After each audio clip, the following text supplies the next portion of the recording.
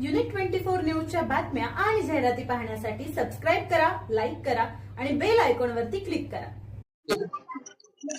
आज शाळेचा पहिला दिवस सर्व ठिकाणी उत्साहात साजरा केला जातोय आणि विद्यार्थ्यांचा देखील सहभाग जास्त दिसतोय. काय सांगाल कशा पद्धतीने जिल्हा परिषद शाळेमध्ये आपण कार्यक्रम केला? पुणे जिल्हा परिषदेच्या प्राथमिक शाळांचा आज पहिला दिवस. विद्यार्थ्यांचं स्वागत, यामध्ये पहिलीच्या आणि पाचवीच्या नवीन विद्यार्थ्यांना आज या इथं फुलं देऊन त्यांचं पुष्पगुच्छ देऊन स्वागत करण्यात आलेलं आहे. पुणे जिल्हा परिषदेच्या वतीने आज जिल्हाभर स्वागत समारंभ प्रत्येक ठिकाणी आयोजित केलेले आहे. यामध्ये जवळपास 3521 शाळा आज चालू होणार आहेत. या 3521 शाळांमध्ये 25-26 मध्ये जवळपास 2,10,000 विद्यार्थ्यांनी प्रवेश घेतला होता आणि शाळेचं शैक्षणिक वर्ष पूर्ण केलं. तर आता अशी अपेक्षा आहे, ती आकडेवारी तर काय आलेली नाहीये, परंतु जवळपास 2.5 लाख नवीन विद्यार्थी पुणे जिल्हा परिषदेच्या शाळांमध्ये प्रवेश चालू वर्षी घेतील आणि आजपासून ही शाळा चालू झालेली आहे. मला खरं तर आज मी मुद्दामून या ठिकाणी आलेगाव धुमळवस्ती येथील शाळेमध्ये आलेलो आहे. कैलासवासी अजितदादा पवार यांनी गेल्या वर्षी याच दिवशी या शाळेला भेट दिली होती आणि अतिशय उत्साहपूर्ण वातावरणात विद्यार्थ्यांचं स्वागत केलं होतं.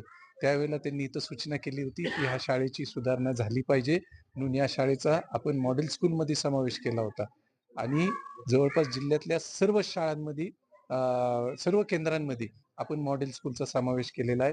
चालू वर्षी सुद्धा पुणे जिल्हा परिषदेने कैलासवासी अजितदादांच्या सूचनेप्रमाणे जवळपास प्रत्येक केंद्रामध्ये 2 मॉडेल स्कूलचा समावेश केलेला आहे. त्या शाळा व्यवस्थित करण्याचा आमचा त्या ठिकाणी मानस आहे.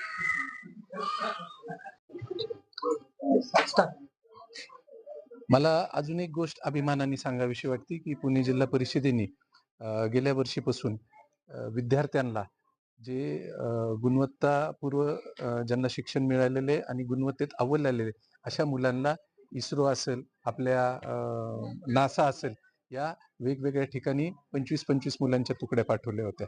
तर या वर्षी आम्ही अशी तरतूद केलेली आहे की 50-50 मुलं या सर्व ठिकाणी जायचे.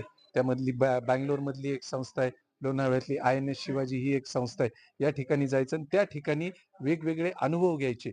शैक्षणिक दृष्ट्या या मुलांना पुढं त्यांना मदत होईल अशा प्रकारचे अनुभव त्या ठिकाणी घ्यायचे.